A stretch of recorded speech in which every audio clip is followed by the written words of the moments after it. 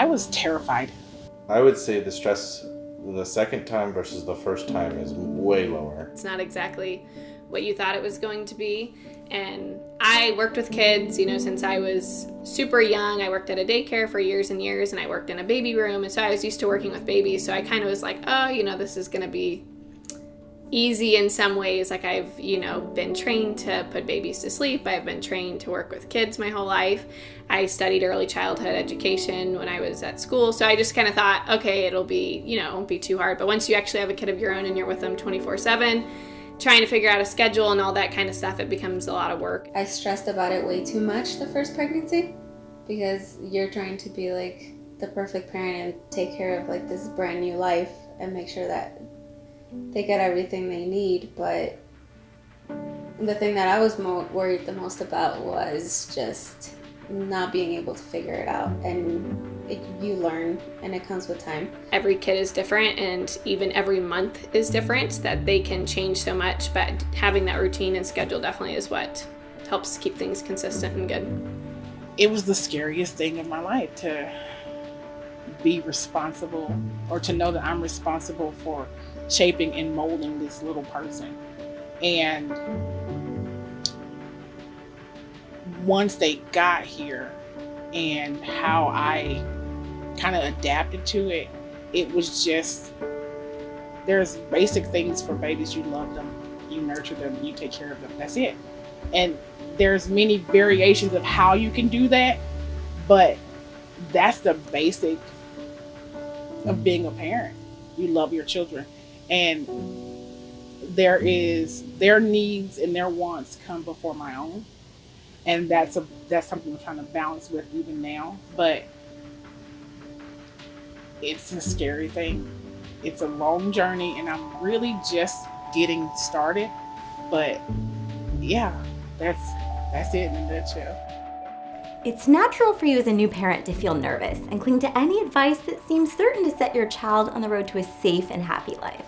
It's also normal to panic when you think your baby isn't normal, whatever that means.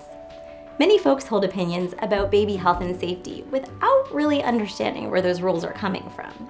I think the very first misconception is sleeping through the night, right? So should your baby be sleeping through, should your newborn be sleeping through the night? Absolutely not, right? And in a way, from a SIDS standpoint, we don't want them to do that. We want them to be able to stir and wake and stay in that lighter sleep. And that's really what babies do anyway. Their sleep cycle is completely different than ours. So there are a lot of misconceptions about baby sleep. And one of the biggest one is that babies don't need to sleep a lot. And they don't look tired, so they are wide awake, but they do need to sleep. And another thing is that misconception is that sleep training is easy. Sleep training is not easy. Another misconception is that not all babies have to be sleep trained. Some babies just fall into a pattern and it works out fine. I think decreasing parental stress is a big thing to do with babies, because you really want them to feel comfortable with the decisions they're making about their baby, if they want to sleep train or not, how they're going to sleep, where they're going to sleep, all those kind of things. So work together as a family. I think it's extremely important that fathers are involved, that it's not just the mom that's doing the sleep issues, that fathers have to be involved too. We've rounded up 5 of the biggest myths we've encountered throughout our research and when talking to new parents. Do any of these sound familiar? Myth number 1, let them cry. It's the only way that works. For many folks, sleep training equals cry it out or some close variation. In truth, over the years, there's a spectrum of sleep training plans that range from the more traditional to the more gentle. Cry it out, or the method of leaving a crying baby to settle on their own, has been around since the 19th century, when the wisdom of that day dictated that mothers touch their babies as little as possible to cut down on the rate of infection. Now you listen here, little baby. In the 21st century, there's been some scientific evidence that suggests that traditional methods may do more harm than good to a child's development. Don't believe just because you know that a more rigid system isn't right for you or your baby's stress level that sleep training is impossible. Gentle methods can work too, and it's more about finding the right fit for you as a parent and for your baby. In Module 4, we'll discuss this spectrum at length and help you choose what's right for you. Myth number 2, if she's not falling asleep, she's not tired enough. The truth is way more complicated than tired equals sleep. Haven't you ever been too tired to sleep? This is true for your babies too. The trick is to find that sweet spot and watch for your baby's signs of drowsiness.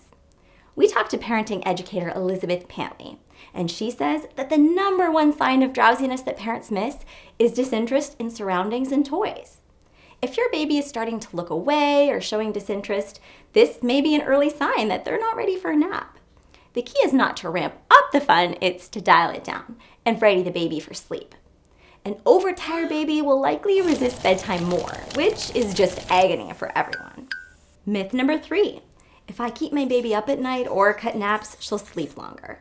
Naps are pretty essential to making sure your baby's brain is able to process all the new information it's taking in. A baby with a late bedtime is likely to still wake up early, but with an extra helping of crankiness. A baby that goes without a nap is likely to struggle even harder to get to sleep. That's not to say that chronotypes, think night owls and morning larks, aren't already embedded into your baby's brain. Because recent research shows that some babies naturally like to stay up late, while others prefer an earlier bedtime. As you get to know your baby, you'll likely figure this out. Myth number 4. We must never make noise around the sleeping baby.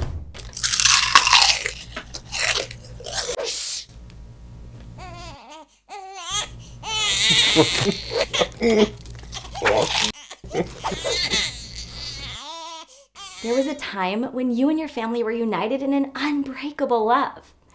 And now you're fighting over who chews the loudest around the sleeping baby. These fights are common, especially for exhausted parents who just need some peace. Nothing must disturb the baby. However, this might not be the best approach for a lot of reasons. As your family grows, it'll get harder and harder to maintain silence. It's best that your baby is used to the regular bustle of a household and adapts to her new family, not the other way around. Though, if you're thinking of taking up bongo drums or professional yodeling, you might want to stick a pin in those plans for later. Myth number 5. If my baby falls off the schedule or wakes up during the night, I'm doing something wrong.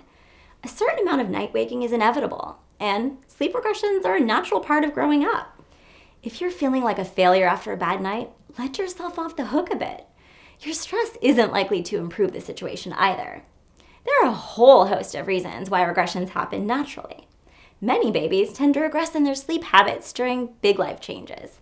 Growing teeth, learning to crawl and walk, those are pretty exciting developments that have been shown to have an impact on a young child's ability to get to sleep. Once your baby becomes more aware, they become harder to settle down, and mom and dad become giant party poopers. Babies growing through a growth spurt are also likely to need additional nourishment. When you're aware of regressions and when they're likely to occur, they become much less frustrating. Summing it up, did you get all that? It's a lot all at once. And if you're asking yourself why or have additional questions, we're here to help you. All of these subjects will be covered in further detail in later modules. Let's run down some of the main points that are coming up. Learning your baby's sleep cues will help you understand them. Nighttime rituals will help minimize nighttime disruptions.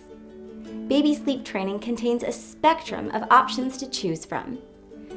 Consistent bedtime and naps are crucial for developing baby brains.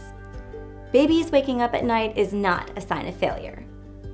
In the last part of this module, we'll cover some of the early decisions you'll be making about your baby's sleep life.